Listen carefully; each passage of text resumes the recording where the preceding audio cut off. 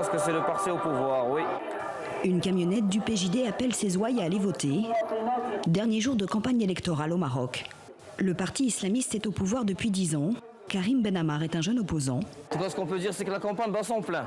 Il a 35 ans et se porte candidat avec d'autres militants de 25 à 40 ans. C'est un phénomène nouveau au Maroc, où être jeune en politique n'est pas un avantage, manque de crédibilité. Mais à force de proximité, même les anciens changent d'idée. Qu'est-ce que vous pensez de ces jeunes qui entrent en politique face aux anciens qui sont ici depuis 40 ans et qui tiennent la ville? Les anciens doivent prendre leur retraite et s'en aller. Les jeunes connaissent bien mieux les difficultés de nos quartiers, comment ça marche. La campagne n'est pas simple car les Marocains votent de moins en moins et cette année au Maroc, les observateurs craignent un record d'abstention. Alors pour la première fois, la jeunesse devient un argument de campagne. Maintenant, il y a la jeunesse.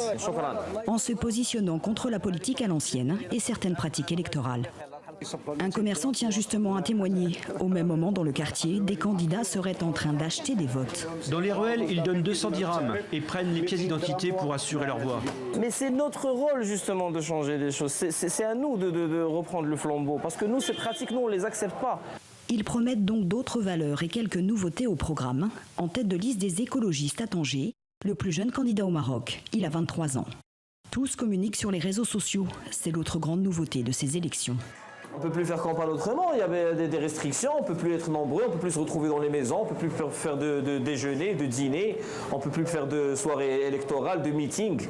Donc à partir de là, il nous reste quoi? Il nous reste les réseaux sociaux, et il nous reste les connaissances, les amis, la famille. Films amateurs, publications personnelles, ils ont misé sur une campagne ciblée, à moindre coût. Nous avons choisi nos propres comptes Facebook, nous avons utilisé nos propres réseaux.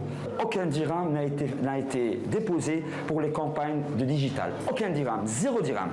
Pour les plus jeunes, cette première grande campagne digitale servira surtout de sensibilisation, car ils ne voteront pas en masse. Au Maroc, 3% seulement des 18-24 ans sont inscrits sur les listes électorales.